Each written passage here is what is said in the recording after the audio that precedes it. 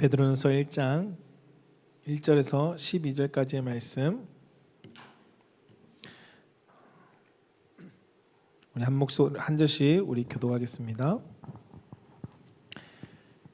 예수 그리스도의 사도 베드로는 본도, 갈라디아, 갑바도기아, 아시아와 비두니아에 흩어진 나그네 곧 하나님 아버지의 미리 하심을 따라 성령이 거룩하게 하심으로 순종함과 예수 그리스도의 삐뿌림을 얻기 위하여 택하심을 받은 자들에게 편지하노니 은혜와 평강이 너희에게 더욱 많을지어다.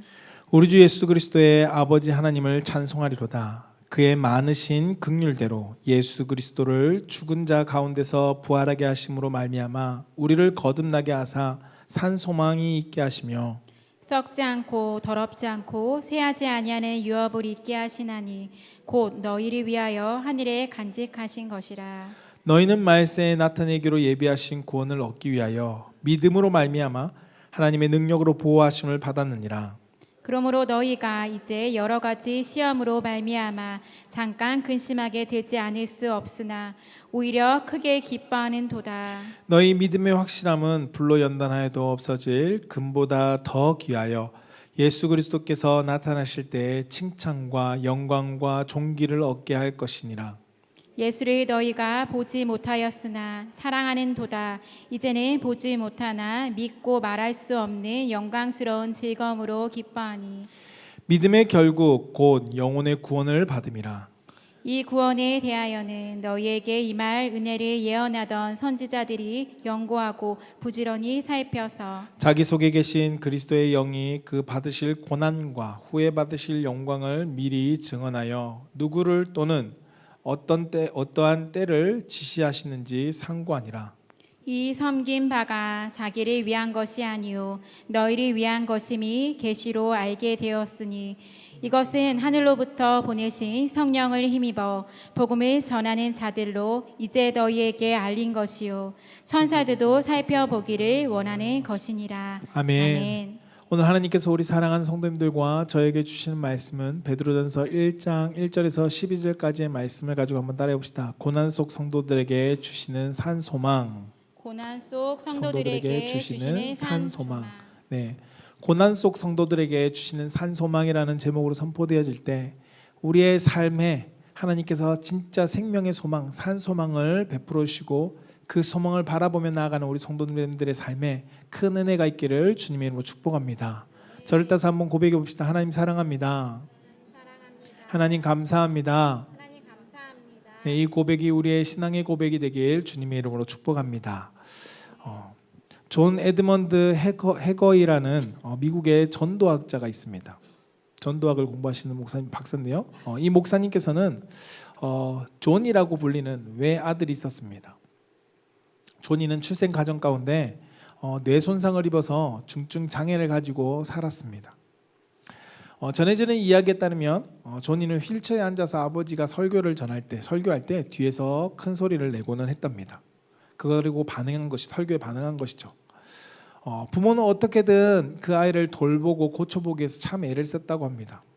그러나 존이는 결국 24살에 신체적 제한 속에서 살다가 1975년에 세상을 떠나게 되었습니다. 그런데 해거이 박사님은 그의 삶의 그 아픔 속에서 멈추지 않았습니다.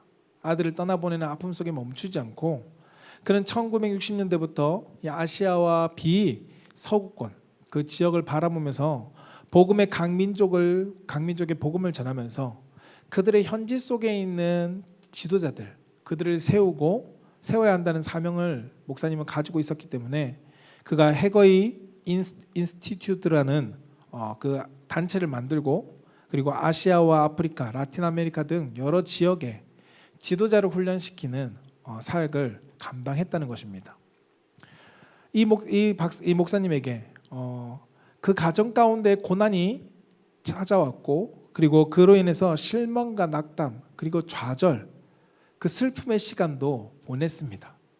그러나 그는 그 아픔만 바라보고 주저하지 않았다는 것을 이 메시지 속에서 전하고 싶은 것입니다. 그는 아들을 떠나보내는 슬픔 속에 주저앉아 있었던 것이 아니라 그 상황 속에서도 다시금 주님을 바라보면서 주님의 뜻에 자신을 온전히 드리고 그리고 고난 속에서도 산 소망의 길이 있음을 그는 소망을 품고 살아갔음을 이 예화 속에서 우리 가운데 들려주고 있습니다. 여러분, 실망과 좌절만 바라보면 우리는 그 자리에서 헤어나오기가 너무나도 어렵습니다. 실망과 좌절에 파묻히게 되죠. 그러나 하나님을 바라보면 우리에게 맡겨주신 선하고 하나님이 품고 있는 그 뜻 있는 일에 내 자신을 드릴 때 고난 속에서도 우리는 새로운 길을 발견할 수 있다는 것입니다. 그것이 무엇이냐면 산 소망을 발견하는 것이죠. 아무리 어려운 환경 속에서도 하나님을 바라보는 사람에게는 산 소망이 있습니다. 주님께서 우리에게 주시는 새로운 소망, 살아있는 소망을 우리 가운데 품게 하십니다. 오늘 베드로 사도는 이 베드로 서신을 통해서 수신자를 언급하고 있는 1절의 말씀에 소아시아 지역에 있는 교회들에게, 조금 더 줄이면 성도들에게 이 편지를 보내는 메시지의 의미가 무엇일까요? 베드로전서의 내용을 조금 알면 좋은데요. 베드로전서의 목적은 이 성도들에게 믿음을 지키는 과정 속에서 그들이 당하는 어려움, 고난, 그것에서 성도의 정체성을 다시금 품게 하기 위해서 이 서신을 보낸 것입니다. 이 서신의 메시지는 위로와 권면의 내용이 많이 담겨 있습니다. 그러나 그것과 함께 서신 가운데 가장 먼저 오늘 서두에 주는 메시지는 무엇이냐면 여러분들의 정체성을 바로 아십시오라는 것입니다. 여러분, 당시 소아시아 지역은 로마의 통치 가운데 있었습니다. 로마 제국 안에서 있었고 그들이 소아시아의 교회 성도들은 이방 출신의 교인들입니다. 그러니까 이방인들, 유대인들이 아니라 이방인들의 성도들이 주를 이루는 교회였다는 것입니다.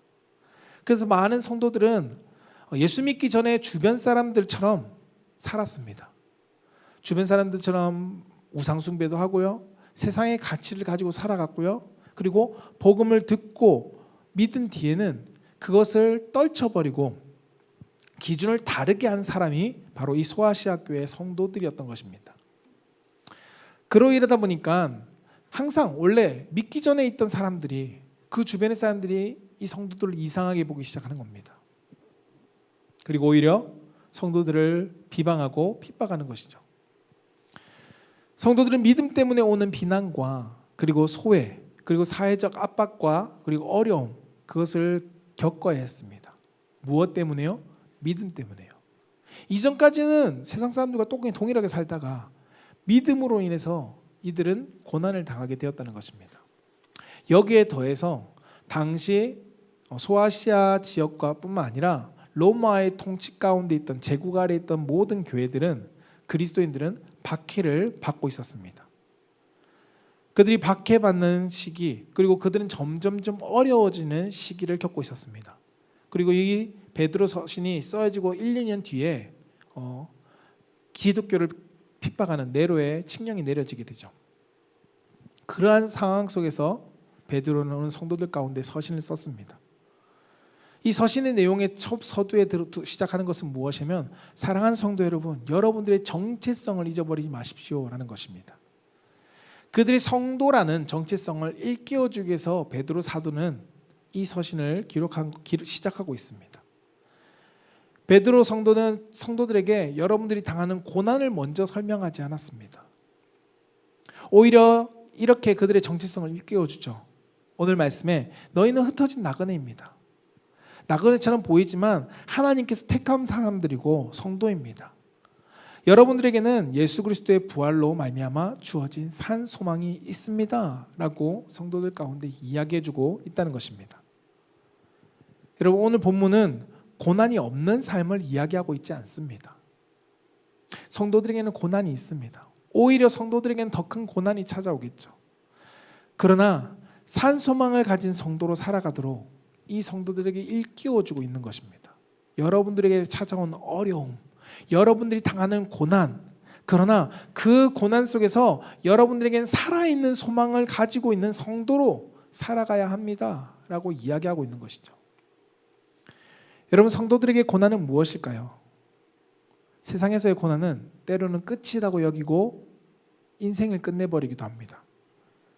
그러나 성도에게 있어서 고난은 믿음을 무너뜨리는 끝이 아니라 하나님이 믿음을 가지고 우리를 연단하시고 장차 영광으로 우리를 이끌고 가시는 과정이라는 것을 우리는 기억해야 합니다.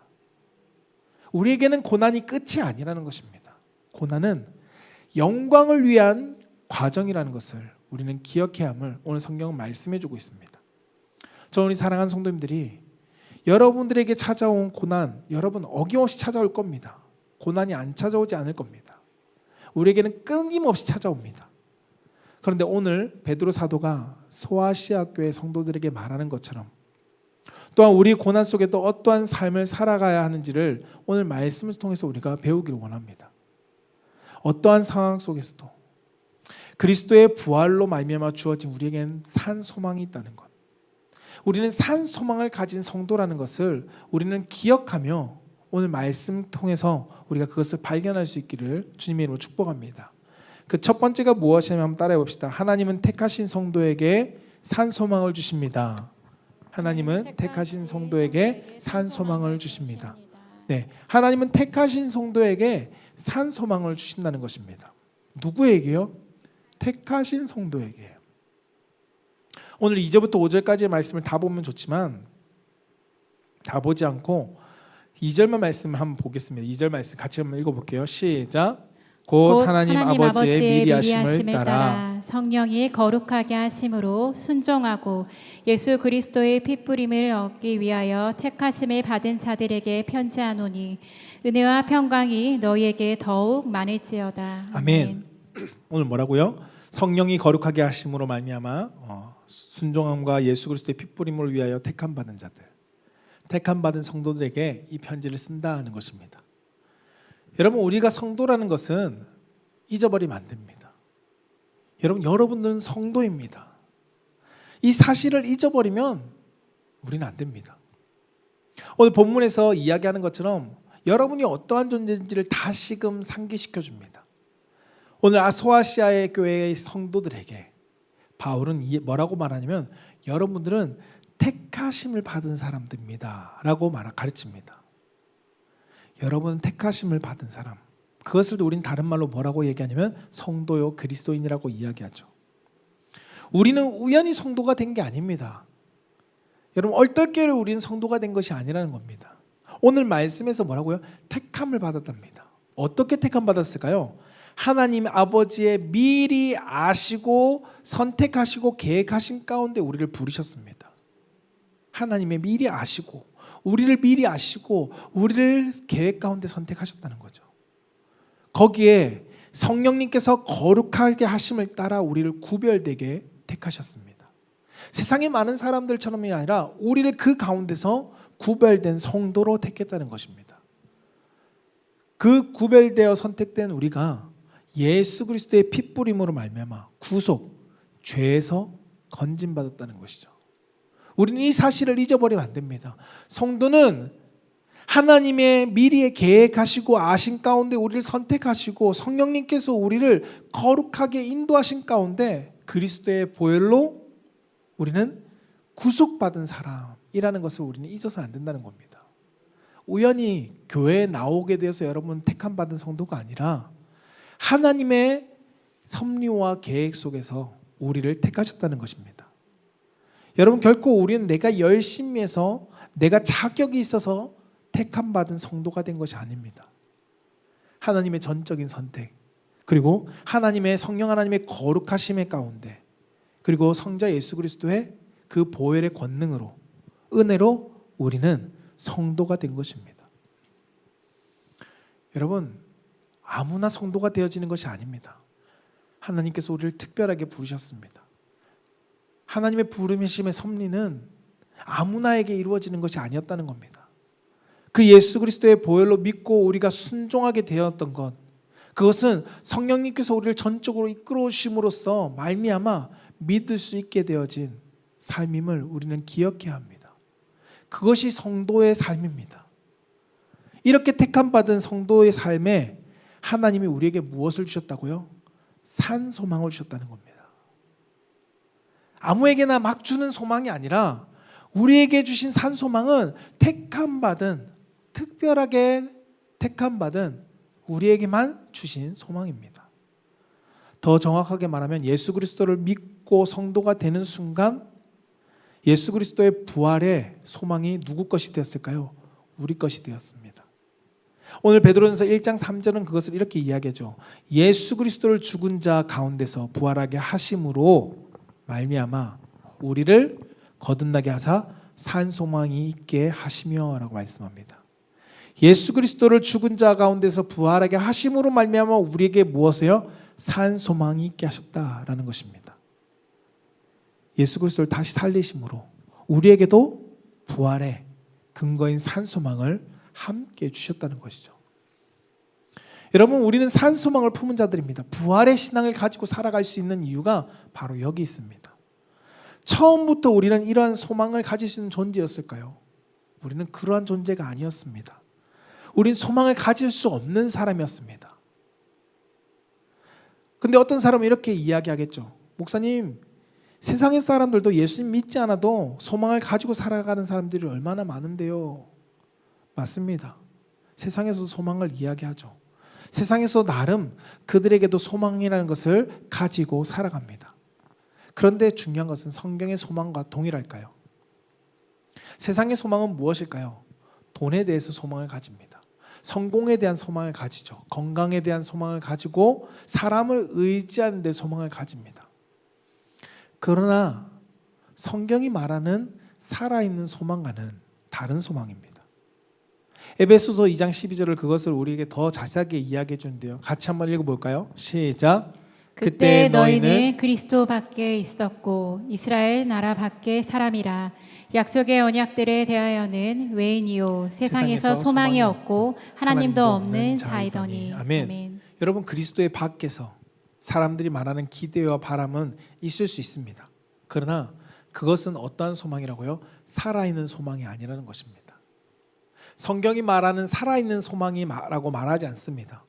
왜냐하면 세상에서의 가지는 소망인 돈, 사람, 환경, 명예, 여러분 이것은 영원한 것이 아니기 때문입니다.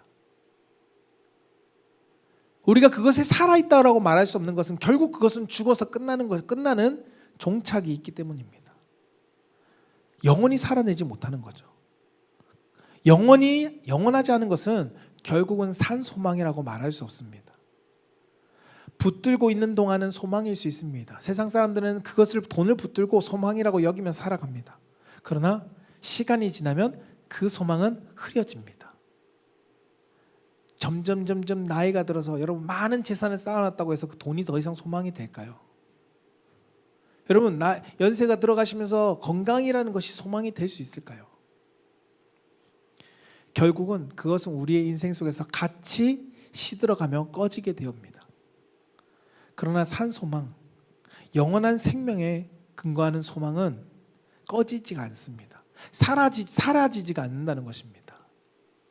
바로 예수님 안에서의 산 소망은 영원하게 우리 가운데 존재합니다. 예수님께서 사망에서 다시 살아났기 때문에 그 생명이 영원할 수 있는 것입니다. 그 영원한 산 소망을 우리에게도 주셨습니다. 믿는 우리에게도 하나님은 예수 그리스도에 함께하는 그 그리스도인들에게 영원한 소망을 누리게 해주셨습니다. 고린도서 4장 14절 그래서 이렇게 말씀하죠. 같이 한번 읽어볼까요? 시작.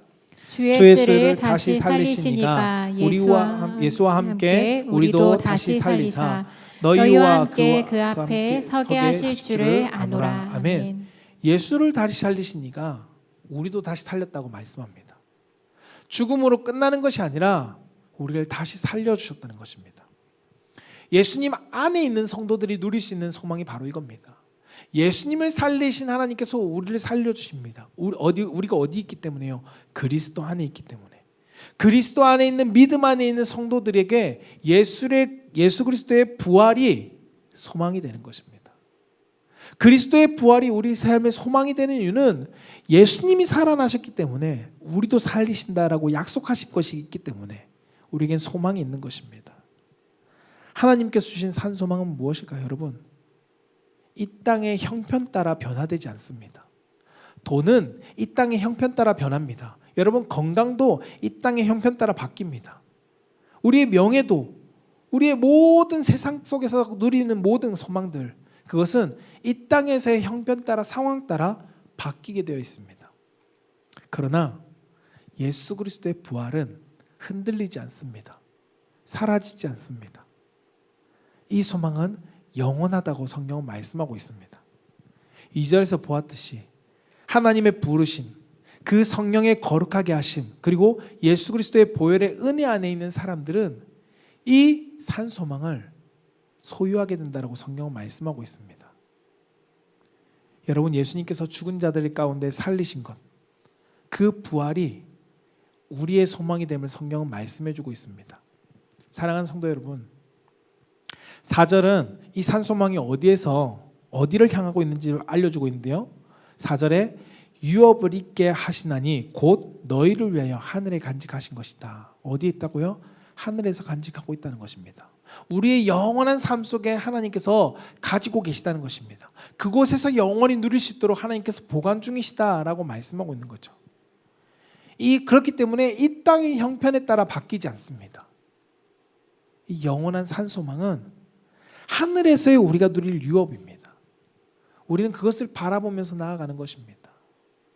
그러면 이 땅 가운데 물질의 복을 많이 받지 못해도, 건강이 조금 부족해도, 그리고 우리 삶에 연약하고 흔들려도 이미 우리는 그리스도 안에서 무엇이 있기 때문에요?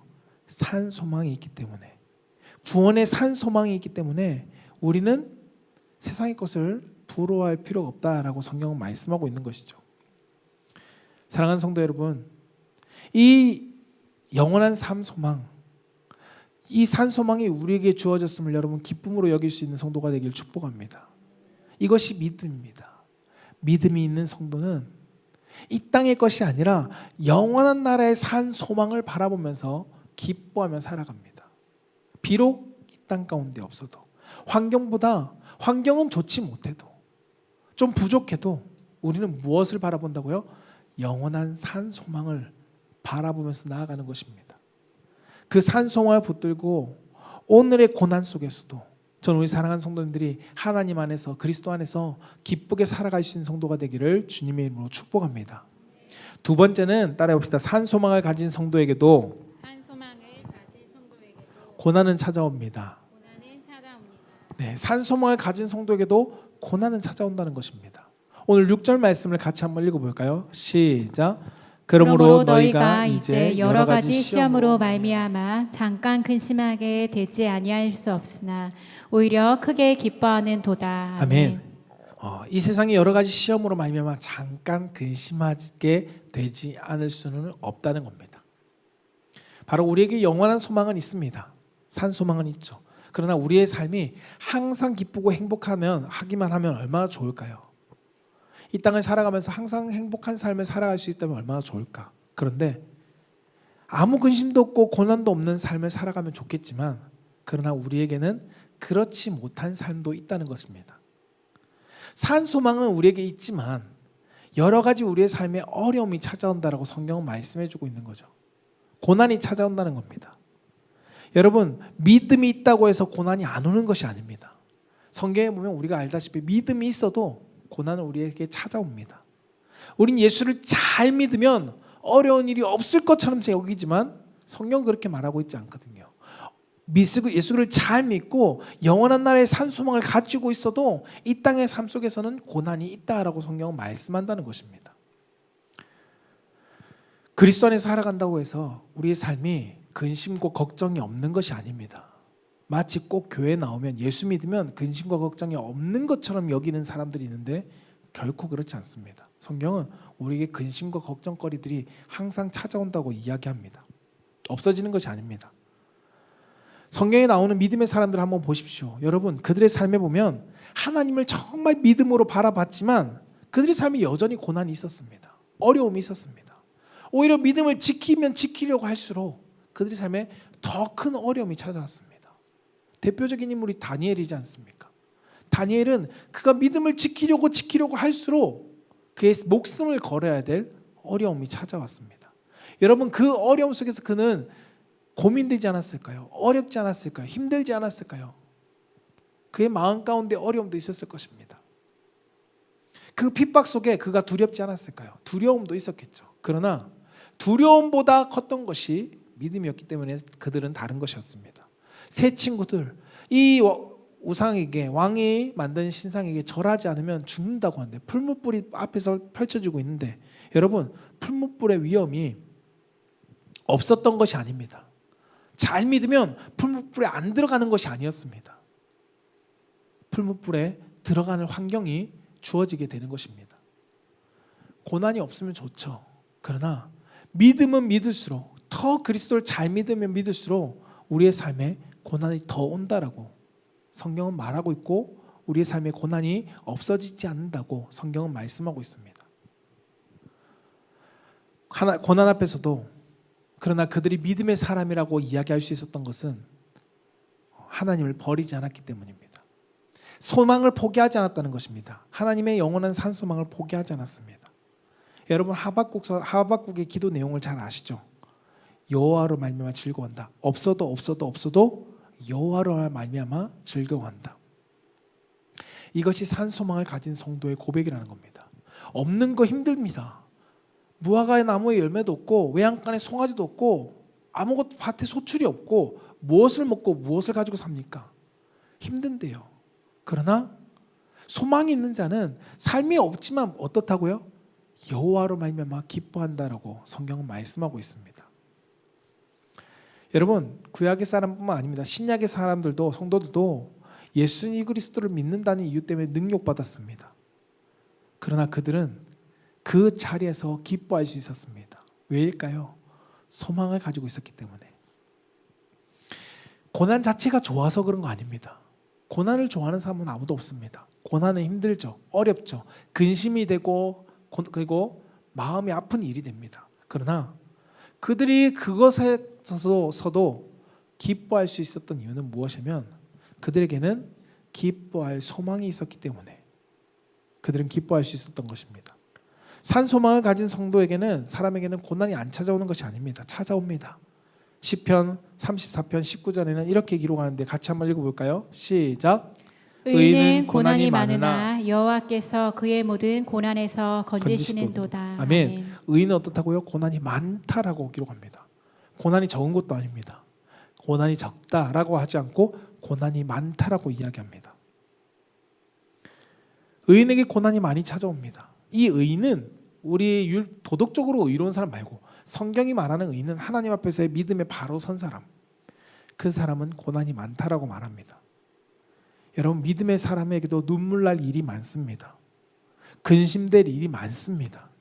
그러나 중요한 것은 고난이 많다는 사실보다 믿음의 사람들은, 의로운 사람들은 고난 속에서 그들을 건지신다는 이 살아있는 소망을 품고 살아간다는 것입니다.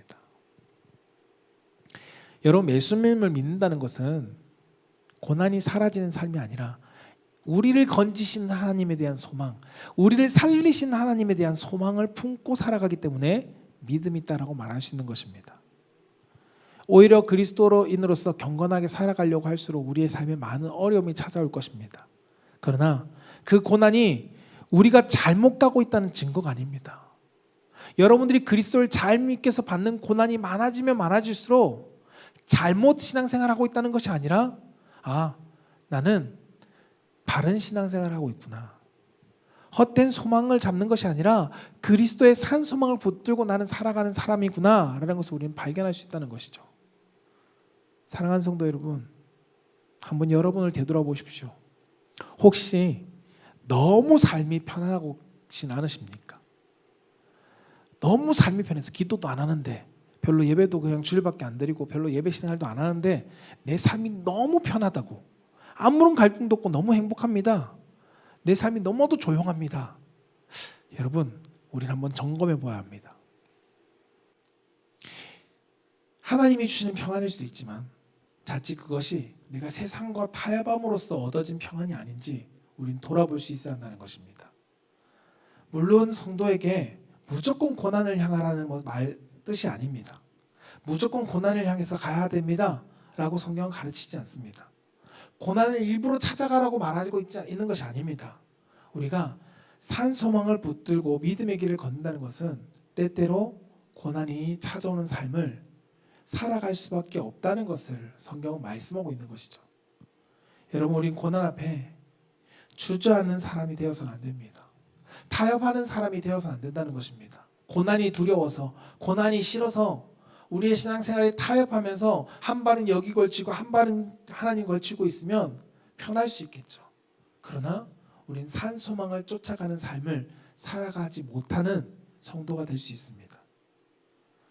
산소망을 붙드는 성도는 여러분, 고난이 사라지는 것이 아니라는 것을 기억하십시오. 고난이 사라지지 않습니다. 고난이 있다는 것은 소망도 사라지지 않았다는 것을 여러분 기억하시길 바랍니다. 그리고 우리 삶에 찾아온 고난, 그 고난 속에서 여러분이 낙심하고 주저앉는 것이 아니라 하나님의 영원한 산소망을 바라보며 나아갈 수 있는 성도가 되길 축복합니다. 그래서 그 소망을 붙들고 내가 기꺼이 고난 가운데서 그 소망을 바라보며 하나님의 영광을 위해서 믿음의 다름질하며 달려나갈 수 있는 성도가 되기를 주님의 이름으로 축복합니다. 마지막 세 번째 베드로가 성도들 가운데 권면하는 것은 따라합시다. 고난은 믿음을 연단하고 영광으로 이어집니다. 네, 고난은 믿음을 연단하고 그리고 우리가 영광으로 나아갈 수 있도록 이어간다는 것입니다. 오늘 베드로전서 1장 7절 말씀, 8절 말씀, 7절과 9절 말씀 같이 한번 읽어보겠습니다. 시작. 너희 믿음의 확실함은 불로 연단하여도 없어질 금보다 더 귀하여 예수 그리스도께서 나타나실 때에 칭찬과 영광과 존귀를 얻게 할 것이니라. 9절. 믿음의 결국 곧 영혼의 구원을 받음이라. 아멘. 여러분, 우리 가운데 고난이 찾아와도 믿음으로 나아갈 수 있는 이유가 무엇일까요? 그것은 산 소망을 가지고 있기 때문입니다. 앞서부터 계속 이야기하고 있지만 산 소망이 찾아왔기 때문에 있기 때문에 고난 가운데 우리가 믿음이라는 것을 가지고 우리가 연단받고 훈련받아도 그 소망을 바라보고 있기 때문에 포기하지 않는 것입니다. 그래서 산 소망이 너무 중요한 이유는 우리의 고난 속에서도 우리가 연단받아지는 이 어려움 속에서도 우리가 포기하지 않게 하는 힘이 되기 때문입니다. 여러분, 세상 사람들은 편하게 살고 싶어 하죠. 어쩌면 그리스도인들도 편하게 살고 싶을 것입니다. 고난 없이 행복하고 안락한 삶을 살기를 원합니다. 교회 다니는 사람이 주일마다 시간마다 봉사하고 참고 인내하고 그리고 양보하고 그리고 헌금을 하고 하는 것들은 세상 사람들이 이해하지 못합니다. 왜요? 왜 굳이 그렇게 손해보면서 사냐? 왜 그렇게 무엇인가를 헛되게 낭비하면서 사냐라고 세상 사람들 우리 향해서 비아냥거리겠죠. 신앙생활을 하면 할수록 성경은 우리에게 손해보라고 말하는데 그 손해를 보면서 왜 힘든 일을 감당하고 어려운 일을 감당하고 누군가를 위해서 네 것을 내놓고 있냐라고 세상은 이야기할 것입니다. 성도의 고난이 세상이 보기에는 무의미해 보입니다. 바보 같아 보일 수 있죠. 마태복음 5장 10절 우리 가운데 그러나 이렇게 이야기합니다. 한번 읽어볼까요? 시작. 의를 위하여 박해를 받는 자는 복이 있나니 천국이 그들의 것임이라. 아멘. 뭐라고요? 의를 위해서, 바로 하나님의 의입니다. 하나님의 의를 위해서 박해를 받는 자는 무엇이 있다라고요? 복이 있다라고 성경은 말씀합니다. 하나님의 의를 위해서 박해받는 사람들은 이 박해받는 삶이 무의미한 삶이 아니라고 성경은 우리 가운데 알려주고 있습니다. 오히려 복된 삶이라고 성경은 말씀하죠. 그러나 그것은 세상의 복과는 다른 복입니다. 베드로 사도는 성도들에게 이것을 권면하고 있습니다. 여러분들의 신앙을 지키기 위해서, 믿음을 지키기 위해서 인내하고 견디는 것 세상 사람들은 미련하게 볼 수 있습니다. 그러나 참고 견디는 것을 부끄러워하지 마십시오 라고 권면합니다. 베드로전서 오늘 본문은 아니지만 뒤에 나오는 4장 13절에 이렇게 말씀합니다. 오히려 너희가 그리스도의 고난에 참여하는 것으로 즐거워하라. 왜요? 이는 그의 영광을 나타내실 때에 너희로 즐거워하고 기뻐하게 하려 함이라 라고 말씀합니다. 산소망의 영광을 너희들이 누리게 될 것이다 라고 말씀하고 있는 것이죠.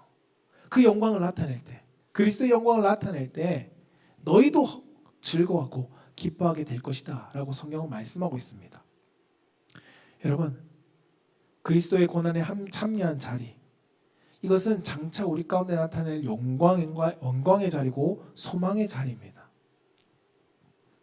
산소망의 자리인 거죠.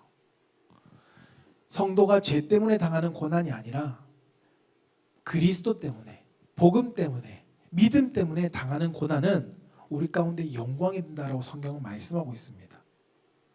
하나님은 그 고난 속에 우리의 믿음을 금보다도 더 귀하게 다듬어 가십니다. 무엇을 통해서요?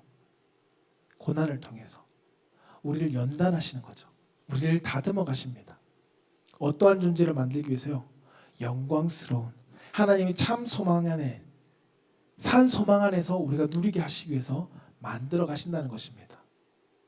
쉬운 예로표를 설명하면, 여러분, 운동선수들이 왜 땀을 흘리면서 남들보다 그렇게 열심히 운동할까요? 훈련하는 그 이유가 무엇일까? 우리가 돌아보면 무엇일까요? 그 땀과 노력의 결실 뒤에 무엇이 있다고 보기 때문에요. 메달이라는 영광이 있기 때문에 그들은 그것을 위해서 달려가는 것입니다. 훈련의 시간이 안 힘들어서 그렇게 열심히 할까요? 훈련의 시간이 힘들다고 말합니다. 모두가 죽을 것 같다고 이야기합니다. 금방 포기하고 싶다라고 이야기합니다. 그런데 왜 땀을 흘리고 수고하고 열심히 달려갈까? 그 시간을 통과하면 우리가 메달을 얻을 수 있기 때문에, 그 영광을 바라보고 그들은 땀을 흘립니다. 우리 성도도 마찬가지입니다. 고난이라는 것이 우리가 포기하고 싶고 놓고 싶고 그만하고 싶은 일일 수 있겠죠. 타협하면 너무도 쉽게 편하게 살아갈 수 있거든요. 그런데 우리가 그것에 무너지지 않는 이유가 무엇일까요? 그 영광이 있기 때문에 우리는 무너뜨리지 않는 것입니다. 그 고난을 통해서 하나님은 우리는 연단해 가시고 우리가 면류관을 얻을, 하나님이 영광을 얻을 그 삶을 우리가 바라보게 하시기 때문에 우린 결코 고난 앞에 좌절하거나 넘어지거나 포기하지 않는 것입니다. 사랑하는 성도 여러분, 성경은 믿음의 성도들에게 고난은 영원한 것이 아니라고 성경은 말씀해 주십니다. 이것이 우리에게 소망이 되는 것이죠. 고린도후서 4장 17절 말씀을 같이 한번 읽어볼까요? 시작. 우리가 잠시 받는 환난에 경한 것이 지극히 크고 영원한 영광에 중한 것을 우리에게 이루게 함이니. 아멘. 잠시 받는 환난, 이것이 영원한 영광을 위한 것이다라고 성경은 말씀합니다. 여러분, 운동선수들의 이 스파르타식의 운동이 영원한 것이 아닙니다. 메달을 위해서 달려가고 메달을 따고 그 경기가 끝나면 새롭게 시작할 수 있겠지만 끝나는 것입니다. 우리에게도 동일합니다. 우리의 영원한 영광을 위해서 이 땅에서의 잠깐 받는 고난은 잠깐이라고 성경은 말씀하고 있습니다. 하나님은 우리에게 고난을 영원히 예배해 두시지 않았습니다. 하나님은 산 소망이 되는 영광을 우리에게 영원히 예배해 놓으셨습니다. 이 사실을 예수님을 통해서 보여주셨거든요. 예수님께서 이 땅 가운데서 십자가를 지시는 그것을 영원히 사망으로 두시지 않았습니다. 사망에서 살리시고 생명으로 부활하심으로써 영원한 하나님의 보좌에서 우리를 다스리시는 영광을 보여주셨습니다. 누가복음 24장 26절은 그것을 이렇게 말씀하죠. 같이 한번 읽어볼까요? 시작. 그리스도가 이런 고난을 받고 자기의 영광에 들어가야 할 것이 아니냐 하시고. 아멘. 그리스도가 이러한 고난을 받고 뭐라고요? 그 뒤에 자기의 영광에 들어가야 할 것이 아니냐라고 말씀합니다. 예수님에게 있어서 십자가의 고난은 끝이 아니었습니다. 이 십자가의 고난은 하나님의 영원한 영광을 들어가기 위한 입성이었습니다. 이 사망은 부활의 영광을 향한 그 입구였다는 것입니다. 이것을 예수님 우리에게 보여주셨습니다. 사랑하는 성도 여러분, 성도에게 찾아오는 환난, 고난, 이것이 절망이 끝이 아니라는 것입니다. 이것을 우리가 참고 인내하며 견뎌나가면 그 뒤에 들어가고 난 뒤에 누릴 영원한 영광의 산 소망이 있음을 성경 우리 가운데 알려주고 있다는 것입니다.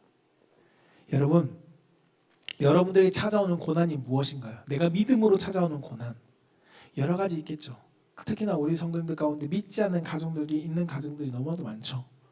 여러분들이 믿지 않는 가정 안에서 외로이 성도로서 신앙생활하는 것, 그 당하는 고난이 결코 성경은 무의미하지 않다라고 말씀합니다. 그 고난이 끝이다라고 말하지 않는 것이죠. 하나님께서 그 믿음의 연단을 통해서 영광으로 분명히 이끌어 주신다는 것입니다. 믿음의 가정 안에서 신앙생활하면 너무 좋겠죠. 그러나 그분은 또 다른 연단이 있을 겁니다. 그러나 믿지 않는 가정을 통해서 내가 신앙의 연단받고 고난받는 그 삶이 때때로는 외로울 수 있을 것이죠. 예배드려 가는 그 발걸음에 여러분 눈치 보는 것, 식탁 앞에서의 기도하는 것도 때로는 가족들의 시선을 의식하게 되는 것, 가족들에게 복음을 전하면 오히려 가족들에게 핀잔 듣는 것, 그리고 이해받지 못하고 때로는 가정 안에서 내가 이들을 위해서 예수 그리스도의 마음으로 손해보는 것, 여러분 그 모든 고난이 성경은 뭐라고 말씀하냐면 무의미하지 않다라고 말씀하고 있다는 겁니다. 너희들이 그 복음을 위해서 당하는 고난, 그 고난은 그 뒤에 영광이 있다라고 우리 가운데 알려주고 있다는 것이죠. 여러분 주님 안에서 감당할 고난은 믿음을 무너뜨리는 끝이 아닙니다. 오히려 그 고난은 믿음을 연단함으로써 우리가 장차 누릴 영광을 향해 나아갈 수 있게 해주는 힘이 된다는 것입니다. 저는 우리 사랑하는 성도님들이 외롭더라도 낙심하지 않기를 원하고요. 여러분 삶 가운데 믿음을 지키기 위해서 때로는 직장에서 불합리한 대우를 받아도 여러분들이 그것을 낙심하지 않기를 원합니다. 하나님은 그것을 다 지켜보고 계시다는 것입니다. 그리고 그 고난 속에서 산 소망을 우리 가운데 심어주십니다. 저 우리 사랑하는 성도님들이 그 영원한 산 소망을 바라보며 오늘도 믿음의 가정, 믿지 않는 가정들 안에서의 내가 받는 연단과 고난, 세상 속에서 직장 속에서 내가 그리스도인이라는 이유로 불합리한 대우를 받는 고난, 그리고 사회생활 속에서 내가 예수 믿는다는 이유로 비아냥거리는 밤을 당하는 고난, 그 고난 속에서 여러분들이 하나님의 그리스도의 산 소망을 바라보며 나아갈 수 있는 성도가 되기를 주님의 이름으로 축복합니다. 말씀을 정리하고자 합니다. 예수님께서는 이미 십자가의 고난을 넘어가셨습니다. 십자가의 고난 뒤에 예수님께서 우리에게 가지게 하시는 것은 무엇이냐면 부활의 소망입니다. 살아있는 것에 대한 소망, 산 소망을 우리 가운데 보여주셨습니다. 사랑하는 성도 여러분, 성도는 믿음을 지키며 살아가는 것이 힘듭니다. 어렵습니다. 특히나 혼자 신앙생활 하는 것 할수록 더 많이 어렵죠. 직장생활 속에서 많은 믿음의 동력자들이 있으면 참 좋지만 나 혼자 외로이 직장 안에서 믿음을 지켜나간다는 것은 정말 힘들고 어렵습니다. 그러나 예수님께서 우리에게 말씀하시죠. 이 소망을 바라보라고, 산 소망을 바라보라고, 영원한 산 소망이 너희 앞에 준비되어 있다라고 우리 가운데 말씀합니다. 여러분, 우리는 무너질 것이 아닙니다. 세상에 우리를 밀고 오는 고난 속에서 무너지려고 하는 것이 아니라 그 연단의 과정을 통해서 우리의 믿음을 키워나가고, 그리고 그 믿음에 키워나간 삶 가운데 하나님이 우리를 위해서 예배해 놓으신 영원한 영광을 바라보면서 나아갈 수 있는 성도가 되기를 축복합니다.